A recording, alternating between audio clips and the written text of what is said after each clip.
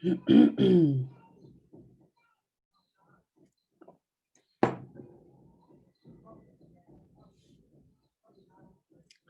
and good morning, and welcome to the Serpentine Galleries participation in Dezeen's Virtual Design Festival. I'd like to thank Dezeen, specifically Callum and Ben, for their support in helping us put this together, and the team at the Serpentine Galleries, who I've been working with, Holly Shuttleworth, Nadia Coyne, and Rasheen McVeigh. It's been really interesting to watch the Virtual Design Festival unfold. So it's exciting to be a part of it. And I'm really delighted to be joined today by two fascinating speakers. My name, by way of introduction, is Rebecca Lewin. I'm curator of exhibitions and design at the Serpentine Galleries. And with me today is Seetal Solanki, who's founder of Ma-tt-er, which is a relational practice focused on building and bridging kinships between ourselves, materials, the immaterial and material, and virtual, sorry. Ma-tt-er provides ecological and nuanced strategies that are biodiverse, inclusive, and response-able. Caroline Cornish is Honorary Research Associate in the Department of Geography at Royal Holloway, University of London, and at the Royal Botanic Gardens, Kew. Most recently, she was postdoctoral researcher on the Mobile Museum project, which we'll be talking about today. It was a 3-year collaborative project between the Economic Botany Collection at Kew and the Royal Holloway. And the project was funded by the AHRC, and it looked at the circulation of museum objects between Kew and other institutions, museums, botanic gardens, university schools, and so forth during the 19th and early 20th centuries, with the aim of reconnecting global networks of economic botany and finding new uses for these biocultural institutions. So, as I say, this is the Serpentine's participation in the VDF ongoing festival, which is the world's first online design festival. But we wanted to take this opportunity to do two things. First of all, to animate and expand many of the conversations we've had with the designers former Fantasma around their exhibition Cambio, which is currently inside the Serpentine Galleries, but unfortunately has been closed since the sort of latter part of March due to the pandemic. And also to celebrate the launch of the latest in the Serpentine's podcast series. And the episode that's come out today is called Tracing the Roots. Tracing the Roots is part of the Back to Earth podcast series, which the Serpentine has been putting together and developing as a way of really investigating how we as an arts organization can respond to the climate emergency. The speakers and artists and practitioners that we've included really range from perhaps well-known names like Brian Eno to Indigenous art collectives like Caribbean Film Collective. And it's a way for us to engage in lots of these different spheres and locations around the world and present those conversations online. The Tracing the Roots podcast specifically talks about design in this context of climate emergency and ecological responsibility. And in it, we have conversations with former Fantasma, with Dun and Raby, and we have an amazing timescape sound piece by the artist collective Black Quantum Futurism. So there'll be links to that podcast as well, available at the end of this conversation and on the Dezeen website. And I hope you get the chance to listen to that after you've listened to us. So, having given you a bit of an introduction to why we're doing the talk, we also should talk about the speakers and why we wanted to have this conversation. One of the many things that we try and think about at the Serpentine is how to communicate the research and the thinking that we do around the exhibitions, not just with the artists, or in this case, the designers who are leading on the content of the show, but also in terms of how we can engage the public in different ways who might be visiting in person or online. And the speakers today were originally a part of several of these different levels of engagement and communication. So it's really a huge pleasure to be able to talk to them now, albeit in a bit of a disembodied way. We're going to start the conversation by kind of citing the work that Seetal and Caroline do within the context of the Forma Fantasma Cambio exhibition. Forma Fantasma took as their starting point for this more than a year-long research project was the timber industry. And the project became this very tentacular research process that reached forwards and backwards in time, but also outwards to other disciplines. And it's that idea of what research can do and what intersectionality of research can help in rethinking the ways that we've accumulated knowledge, and indeed the way that both the public and perhaps specifically a design public might be thinking about materials and the way that those materials have reached us in the first place. What you're seeing now are just a couple of images from the exhibition at the galleries. What you can actually see on the screen right this moment is an installation shot of a series of shelving units designed specifically by Forma Fantasma for the exhibition. And they're displaying a selection of a couple of hundred very small wooden samples, which are a few centimeters high. But if you'll see in the next slide as well, there are some really significantly sized pieces of wood that we also borrowed. All of these samples came from the Kew Gardens Economic Botany collection. And we focused our selection, because it's worth saying that there are tens of thousands of these wood samples held at Kew. But we focused our selection by looking at pieces that were known to have been included either in the Great Exhibition of 1851, which took place just around the corner from the Serpentine Galleries in Hyde Park, or the International Exhibition of 1862, which took place on the site of what is now the Victoria and Albert Museum, also just down the road. And this was a significant sort of site-specific connection between the Serpentine and these other spaces that sort of binds us in the history of museums and institution making with structures and histories that are also bound up in what brought the Great Exhibition and the International Exhibition into being. But it also is significant for the research and thinking around design and materials, because as Forma Fantasma were telling us, there is a sort of model making intention bound up in the presentation of these materials that was intended to inspire designers, future generations of designers, and a sort of English style that would ultimately inextricably be bound up with the histories that are at play within that original collection of materials and objects. So that's a very small part of the research that Forma Fantasma did, and a small part of the presentation at the Serpentine Galleries. But it might make sense for us to begin first with Caroline Cornish and her practice as a researcher, and the kinds of thinking and discovery that she undertook as part of the mobile museum project that she's been developing for many years, I think. It's a 3-year project. So Caroline, I wanted to begin by asking you if you could talk a bit about your background as a researcher and how this project, the Mobile Museum, sort of came to be, how it came to be located in Kew Gardens Economic Botany collection as well. Okay, good morning. Thanks, Rebecca. I have a museum background, and about 15 years ago, I was curating an exhibition on tea for a museum.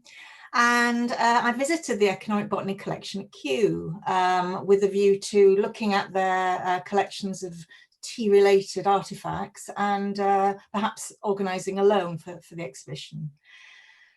And I was absolutely smitten by this collection.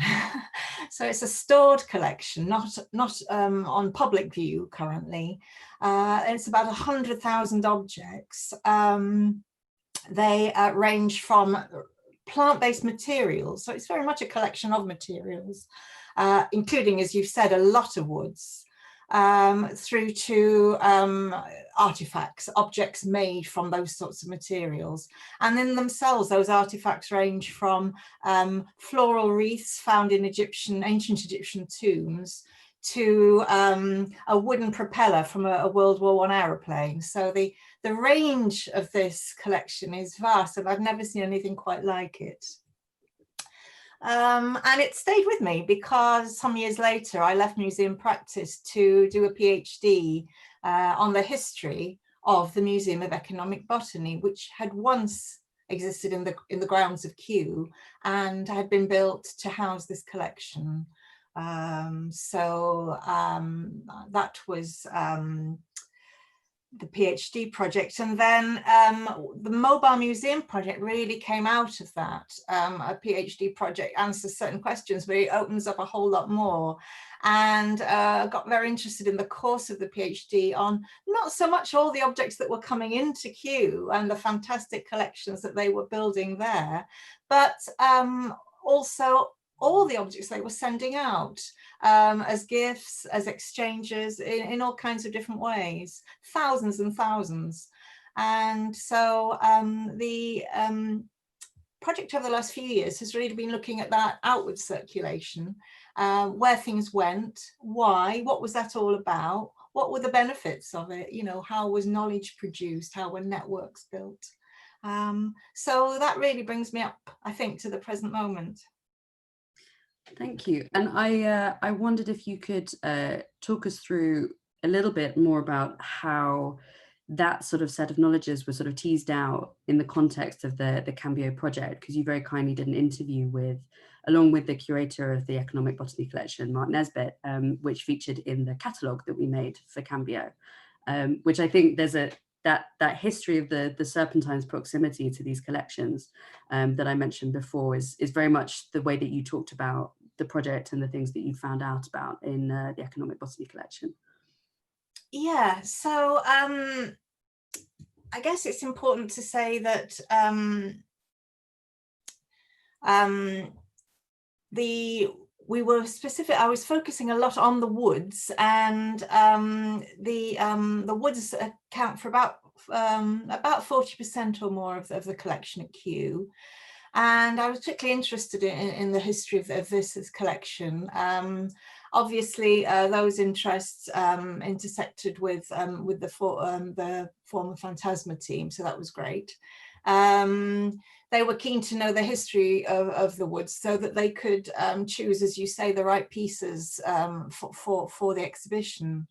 And what was interesting was to find that Kew eventually had 4 separate museum buildings. This collection just grew and grew, and they kept acquiring new buildings and putting more and more on display. And in 1862, as you mentioned, there had been this huge exhibition in South Kensington, and you can see an image of it there, I think, now. Is that right? The 1862 International. And what you can see there is, in fact, 2 huge structures, one at the back from Canada and one sort of in the center there from Tasmania. And they are called timber trophies. So this exhibition had a huge focus on wood. It was not only about that, but they loomed very large. And these nations or colonies on the whole were trying to present to the world the sort of endemic species they had, and they wanted to export them to global markets. That was the commercial agenda for these exhibitions. Many of these woods, when this exhibition in particular closed, came to Kew, and that facilitated the opening of a new museum, which was called the Timber Museum in 1863. And we may have some images of that. I'm not sure. No, I think it's before that one, possibly. Is that right? No? I think it might be actually after. Okay. Well, we'll come to that one later, perhaps. So yeah, that's the historical context in which the collection was formed. But Kew didn't only get these woods from these international exhibitions. It had a network of collectors all over the world. Botanists, commercial people, diplomats, naval officers, all stationed or traveling, and all submitting things to the Kew collections.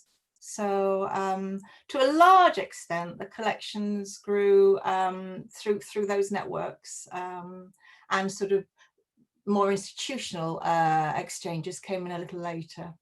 Yeah, and I sort of rereading that interview came across something that you said botany has always been economic. And I think even if we go to the next slide, the fact that part of the way that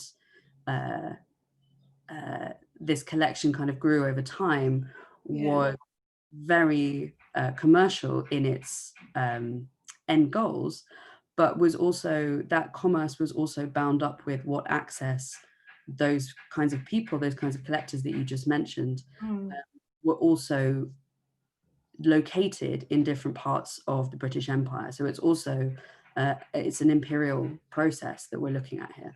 It is indeed, yeah. And William Hooker, he was the first director of Kew, and he envisaged this museum really as partially a public place for sort of, you know, what they call rational recreation, but also as a forum for designers and manufacturers to be able to see new materials, new woods, new all sorts of things that are derived from all around the world, really, in one place with some context around them and experts to speak to. And the whole idea was to, much like the V&A at the time, was to improve standards of British design and ultimately, of course, to boost the economy.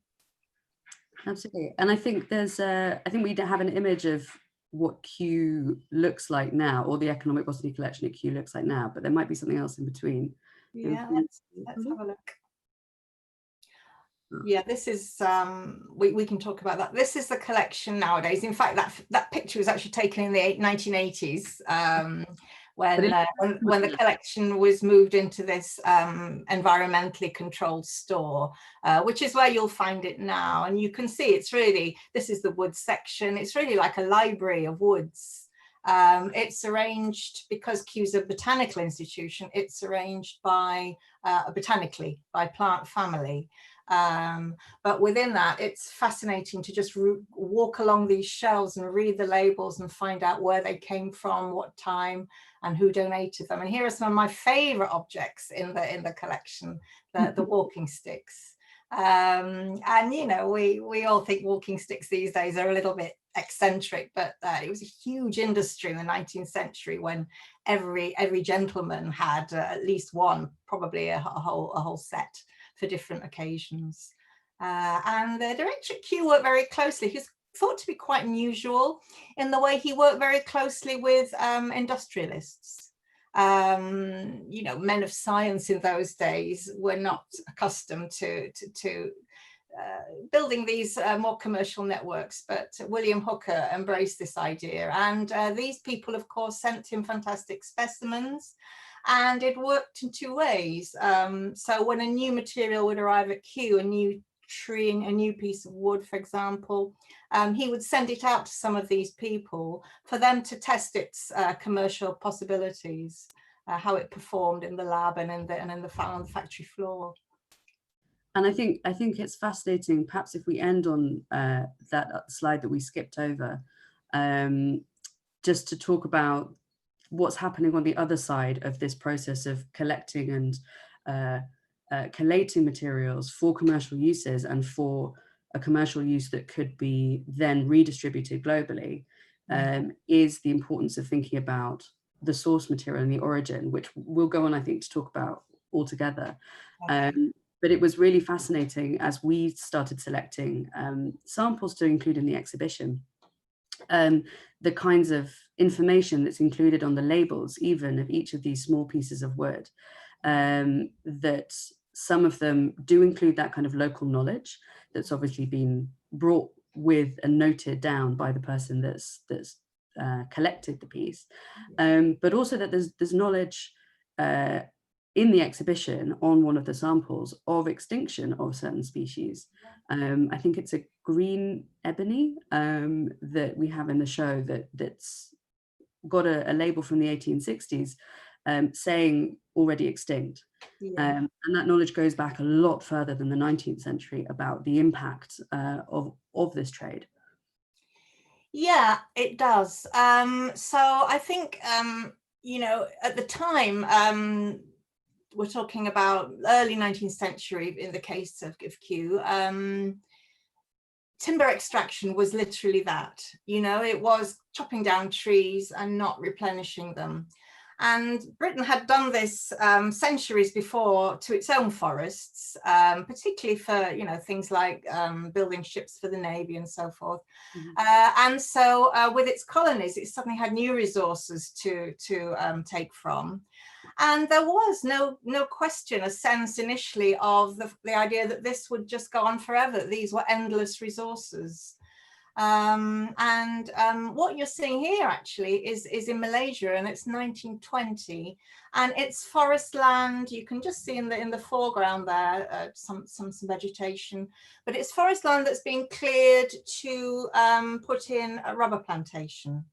So it's switching one kind of tree for another in what they call monocultures. So this is not mixed forest. It's not, you know, a complete habitat. It's just one species being grown on an industrial scale. I think around about the, as you say, these ideas about there was a relationship between deforestation and all kinds of environmental impacts, it was coalescing. And people were observing, and people like Darwin and Joseph Hooker. But I think by the sort of mid-19th century, it had become pretty clear that this resource was not going to last forever. And this is where something came in called scientific forestry. It was developed really in Europe, in Germany and France mainly. And the British didn't really pick up on it because of all their extensive colonial territories until about the late 1860s, when in India, they realized it was probably time to start replanting. Scientific forestry is what today we call sustainable forestry. It's a program of cutting down and replanting in a particular way.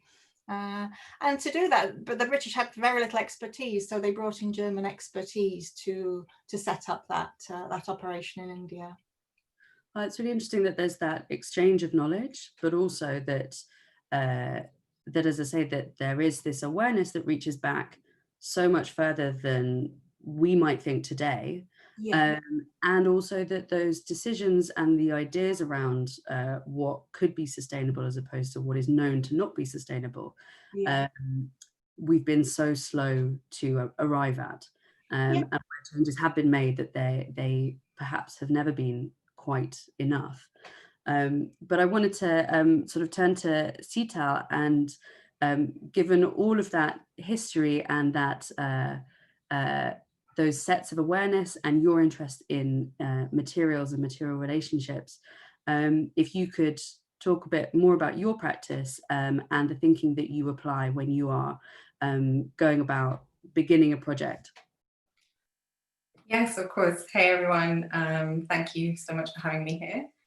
I will probably begin by sharing a methodology that I've created for my practice, Ma-tt-er, which will give you a summary of our approach and like how it actually relates a lot to the Cambio exhibition and how that's been framed. I'll just share my screen, 1 second.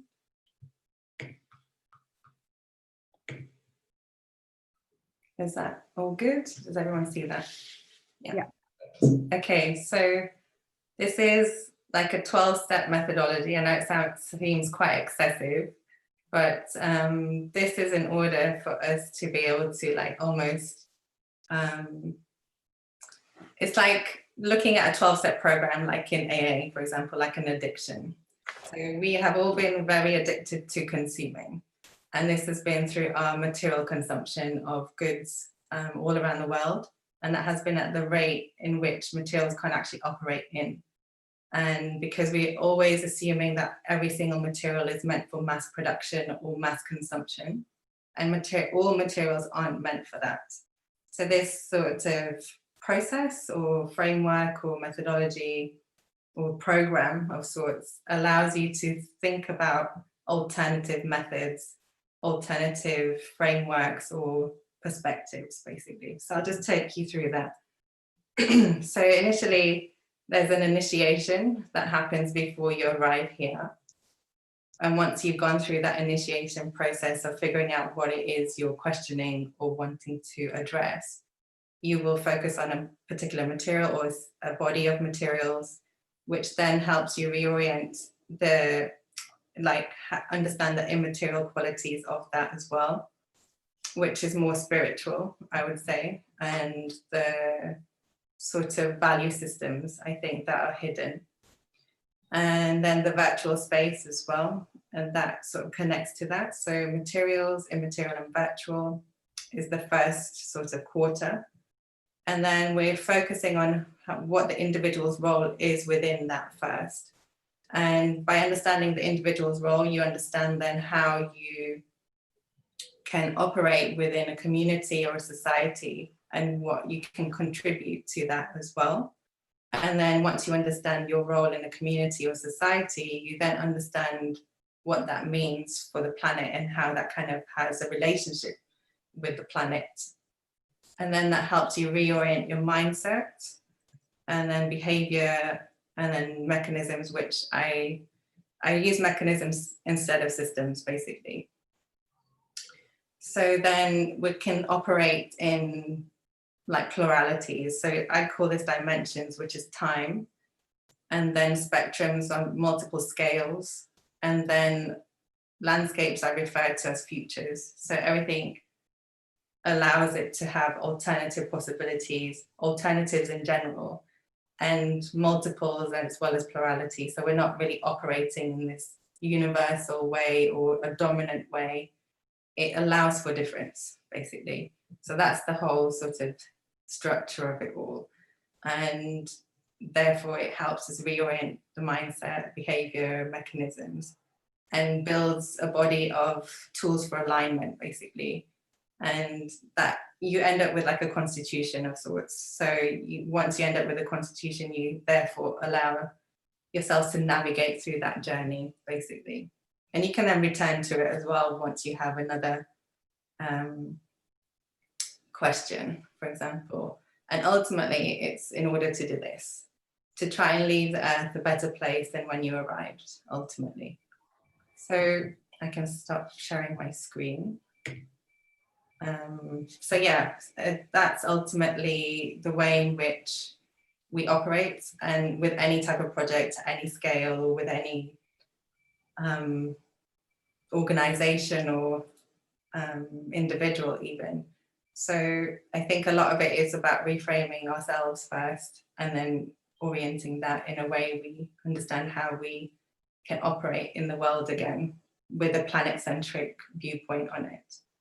And I think like referring to the Cambio exhibition, for example, I think the fact that it was like a holistic view on the timber industry and the ecologies around that, I think that's exactly how I see, say, the versatility of a single material, for example, and how that can be embodied through like scent, or it can be like understood through multiple languages and not just through the physicality of something.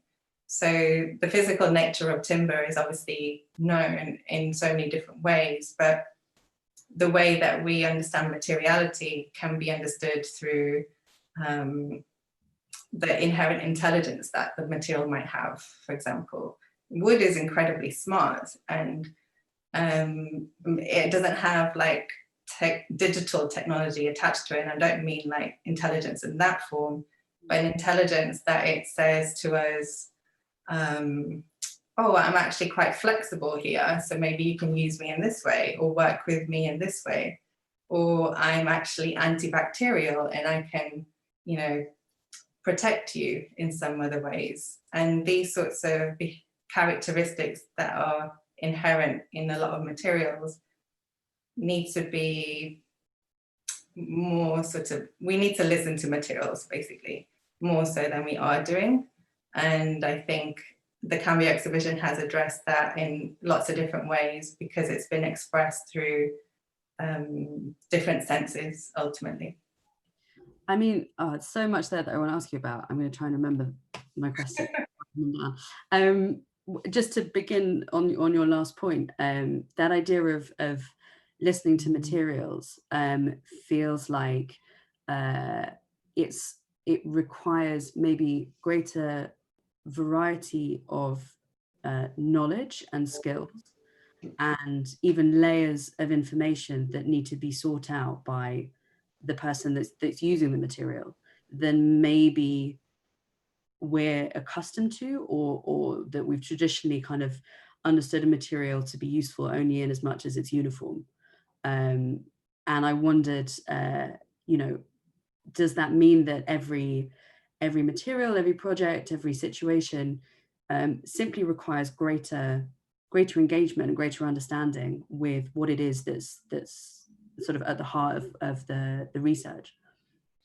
Yeah, absolutely. I don't think we can just rely on one viewpoint in understanding a single material or a species even, because there's an ecosystem around it that we need to somehow relate to. I think it's all about relationality, to be honest, and those relationships we start to build with the material become more of a collaborative effort than it does of like take and make and dispose relationship. And that has to come from multiple lenses, I think, and whether that's anthropology or whether that's, you know, economy or policy or even farming. The knowledge also needs to be biodiverse and not just a monoculture, which Caroline was actually addressing earlier. And I think a lot of this sort of monoculture society has existed in the understanding of materials, actually. And I think materials have been therefore discriminated.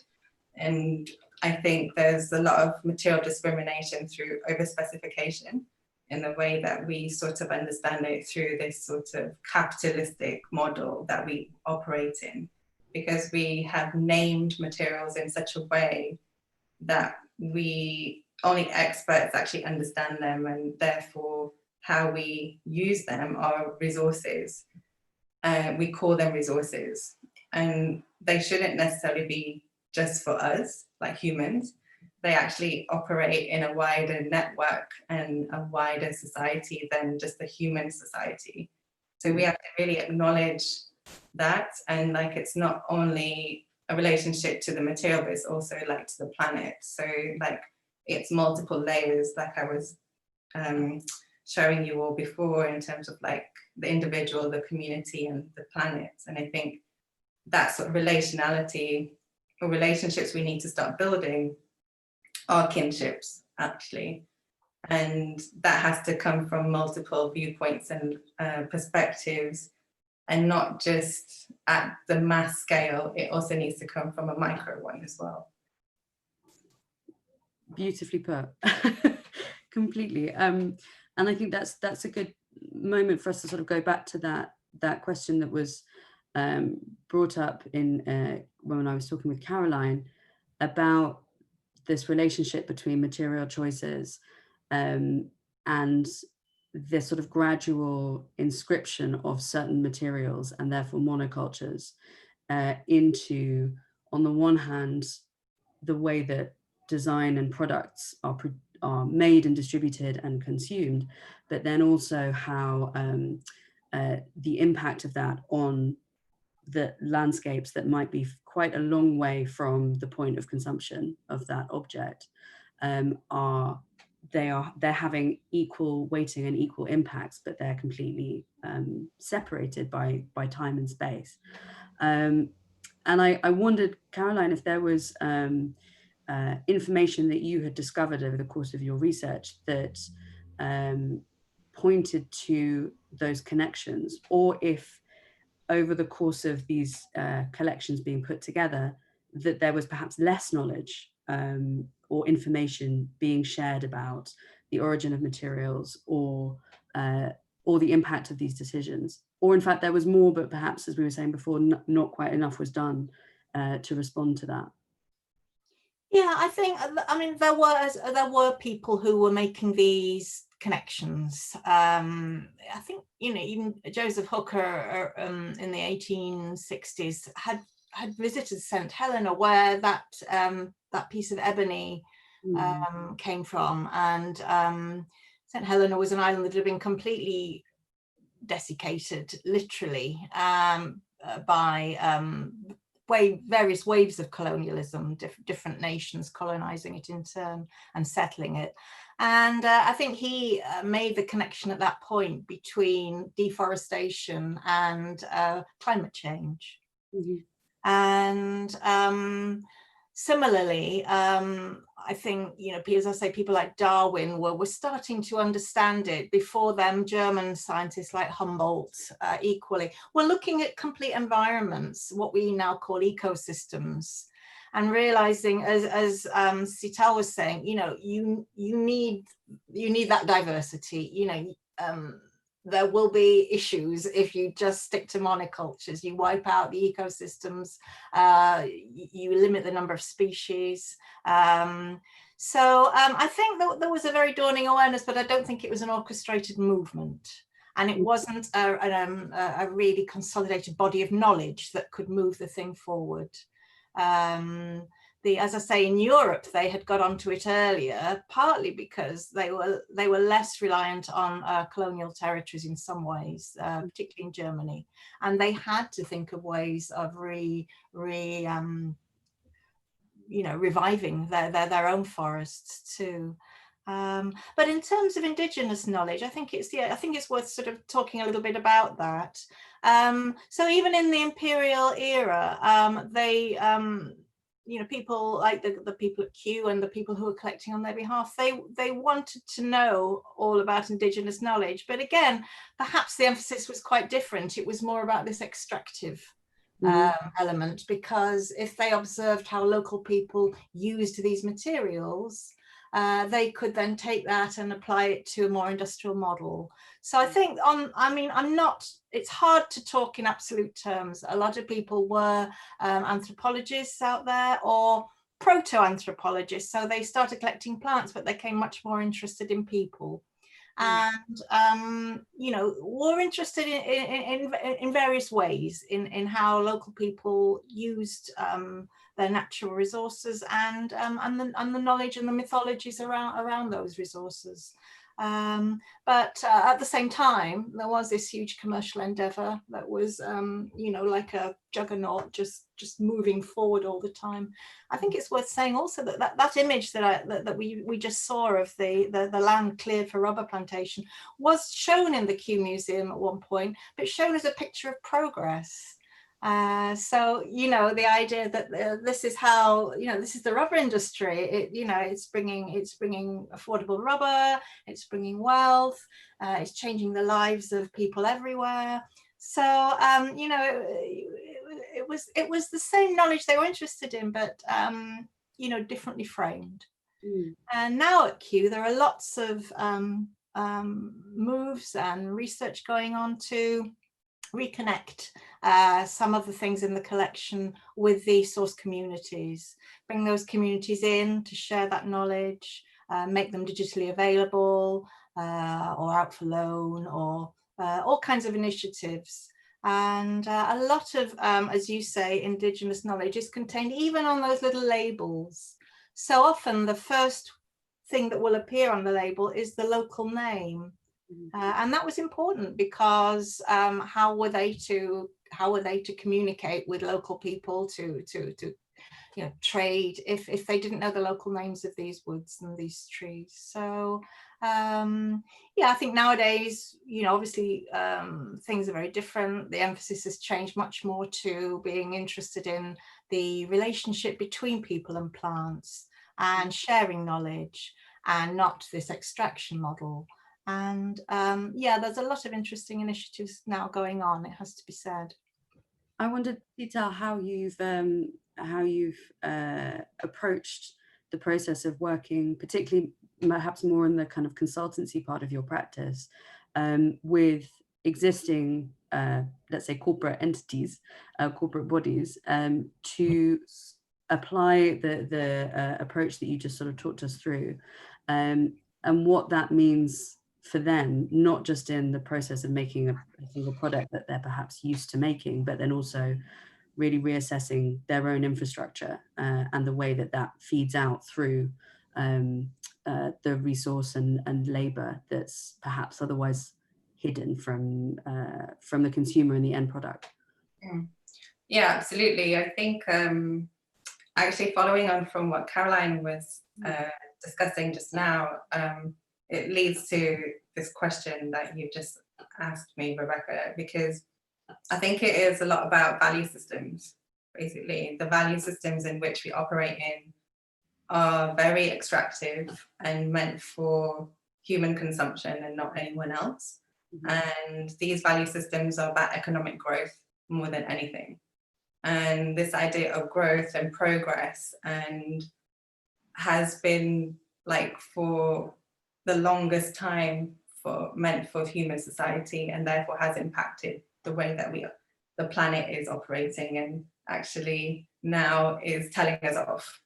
You know, we're at a point where the planet is saying, well, no, you can't operate in the same way that you have been for so long.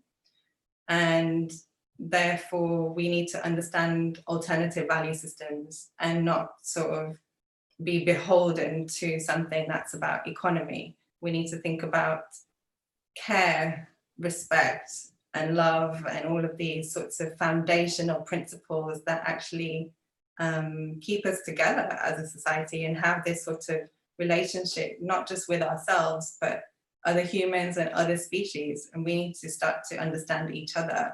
And those value systems aren't measurable in the same way as economy is. And I think that has been sort of detrimental in the way that we have been working, as this idea of production or efficiency or productiveness.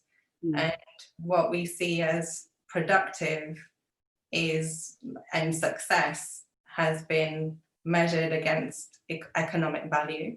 And also the extractiveness of that nature has also been quite sort of affected by colonialism, and how we have to now really reframe that and not be so extractive and start to decolonize not only nature but also language. And that's the kind of work that I do in my practice, especially when working with others, and whether that's consultancy or whether that's through learning tools as well. Like there's an educational part, and I think a lot of it is about unlearning and then relearning, and having this sort of coexisting relationship of value systems around care, respect, but also economic value. They both need to coexist. I don't think that we can have one or the other. It's about living in balance, and this idea of reciprocity or mutuality, and even karma. I would say this idea of like giving as much as you receive, or receiving as much as you give, you know, this mutual sort of understanding with one another. So if you are extracting something, you need to also give back, and do that in a very sort of positive way. But like the idea around language and how we have to almost reframe that, and because I would say language in the material world is very sort of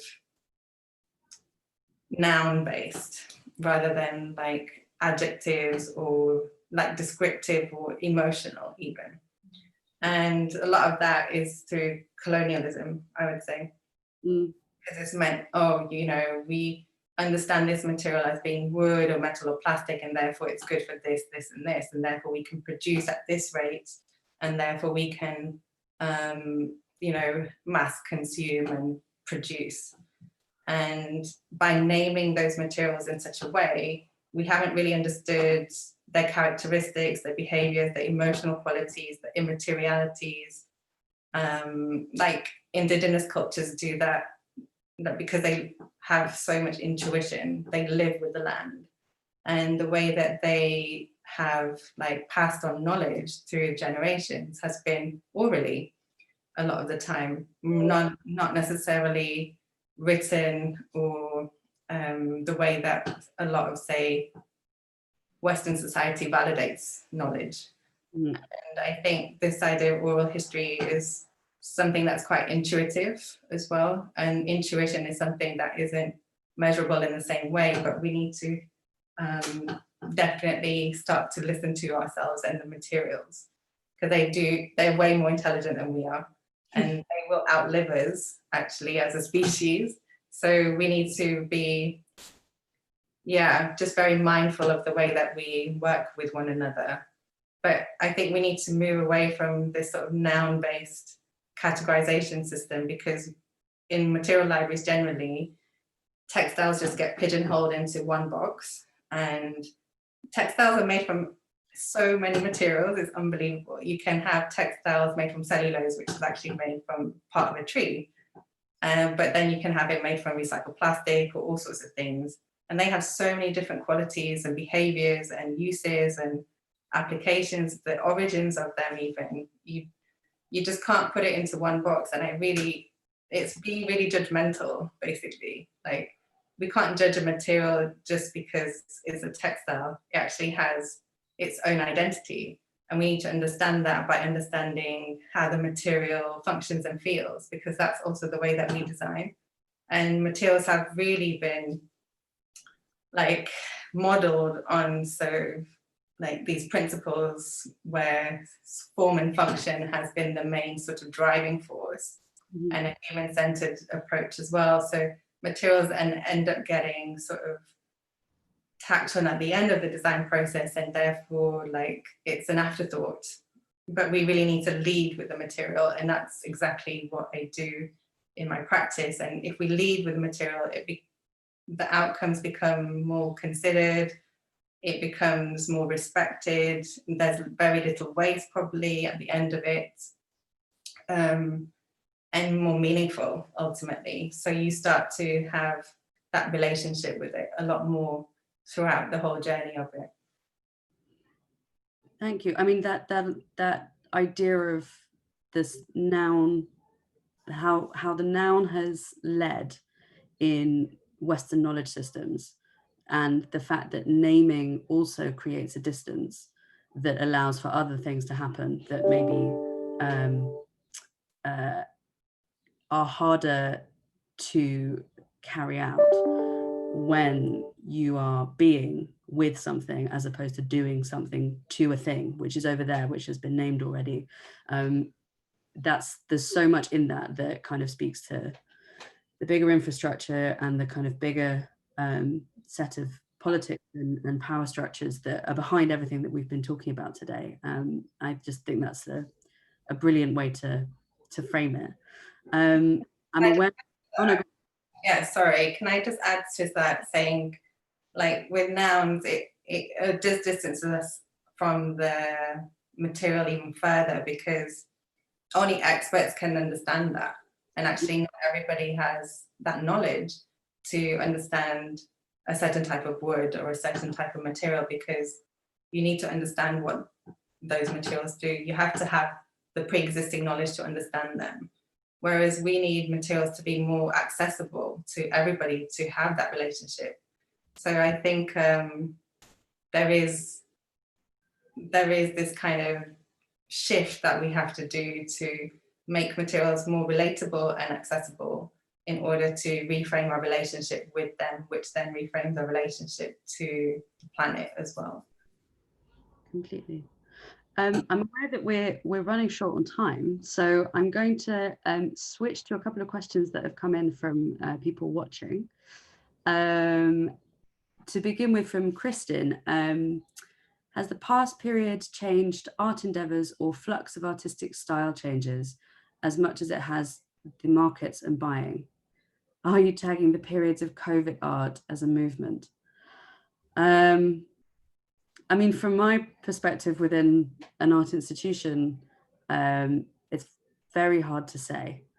I think a lot of the things that we've pointed to today that are trying to address this turn towards foregrounding the ecological is something that I think a lot of the art world has been thinking about in earnest in the last couple of years, and returning to the original sort of moment that happened in contemporary art, maybe in the 60s and 70s.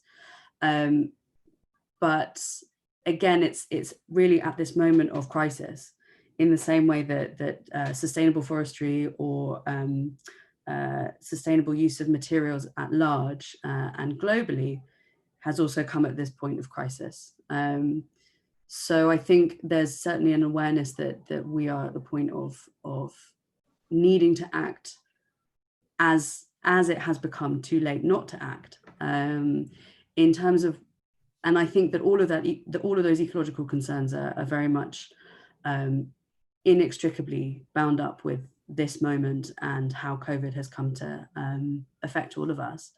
How we're able to look back on this moment and what shifts are going on right now, I think we'll need a bit of hindsight with that. But certainly it's something that I mentioned that this is happening on the occasion of the Back to Earth podcast series, and that's a larger project that the Serpentine's been working on for a couple of years now, linked to research around general ecology and how we can bind all of those practices and thinking and research into the way that the institution functions.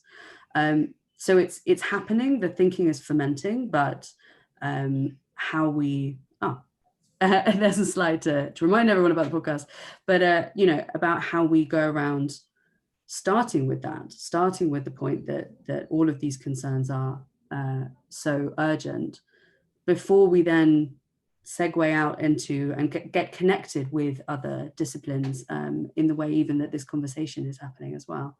So I've certainly answered that one myself, but I will move on to one that's directed to Seetal. I wondered, in relation to nouns and the intention or intuition of material, whether you had any thoughts about gesture in relation to material, gesture through performance and embodiment. Yeah, absolutely. I think those are definitely forms in which we can begin to start to observe, listen, and like observing and listening and seeing and even being. I think with these materials, or perhaps a tree even, there's ways of sort of having that embodied intelligence and being understood in a way like movement does, like the way that we move our bodies. Like if I'm doing a yoga practice, I have to really trust in myself to like put myself into a headstand, for example. Like this sort of embodied intelligence or trust that I have with myself in order for me to do that is one of listening and one of being and one of trusting, I think. And again, they're verbs, which is really interesting. And I think this sort of embodiment is through intuition, and that can be through performance, through movement, through listening as well, the other senses that kind of are available to us but are somehow hidden. And I think one last question that I want to put to both of you is, given the way that you both work and why we have already been in contact and why I was keen to talk to you again, was really the fact that the way that your thinking has connected you with other institutions and other organizations and other realms of knowledge and practice that gain something from that exchange, from the importance that I think is there in terms of an intersectional approach to whatever it is that you're doing. And so my question would really be, what kind of change does that intersectionality, how can it make changes, and what kind of additional changes or additional connectivity would you want to see? Maybe first to Caroline. Okay, well, I'm in the sort of botany area. There's a long history of art and botany. It's working side by side through illustration, through industrial design, and that I think is still very much an entity that continues. But in my work, what I'd like to see more of is people from the humanities, anthropologists, historians, geographers, working collaboratively with scientists, particularly on areas of decolonizing collections. So, I mean, the traditional idea is that scientists see their collections as data. It's neutral. Not all of them, but that's been a sort of a way of thinking, quite a prevalent way of thinking. So bringing humanities people into the scenario who can look at the histories of these collections, it opens up new discussions really about the nature of collecting, as we've been talking about, collecting strategies for the future and present, how we use these things. Also, humanities people can open up some of these conversations that a lot of institutions tend to find a little bit awkward to discuss. You know, we can come in with our histories and connect it to broader context, if you like. Some of that working with scientists is going on, and that's the way I'd like to go. And Seetal? Yeah, sure. Mine is maybe a bit bigger in terms of like, I would like to see justice, equality, acceptance of differences, acceptance of multiples and pluralities, that many worlds can exist within one world. And we have to move away from universalism and dominant cultures, which will hopefully encourage biodiversity on multiple scales, multiple timeframes, and multiple futures. And the fact that we do have alternatives and we can't sort of frame everything based on solutions, that has been really detrimental to our planet and to our species as well. And I think if you were to indulge me, I can just read one little paragraph from Vandana Shiva, who's really incredible activist and author. And it's from her Monocultures of the Mind book. And she says, the disappearance of diversity is also a disappearance of alternatives and gives rise to the TINA, meaning there is no alternative syndrome. How often in contemporary times, total uprooting of nature, technology, communities, and entire civilization is justified on the grounds that there is no alternative. Alternatives exist, but are excluded. That inclusion requires a context of diversity. Shifting to diversity as a mode of thought, a context of action, allows multiple choices to emerge. And that's everything. That is everything. Yes. We could have just put that up on the screen and I think just not spoken at all. But thank you so much. It's the perfect ending and summary for what's really feels like the beginning of a conversation. And I just want to thank you both so much for engaging already with the project of Cambio and with me on today's conversation. I hope we get to keep talking and keep connecting as we go ahead, and that we can actually meet in person when the galleries reopen. We don't have specific dates yet, but we think in a couple of months. And in the meantime, I hope everyone listening who was able to join us is also able to listen to today's podcast and the series of podcasts, and that we'll be able to welcome you in person sometime together soon. Thank you so much for joining us.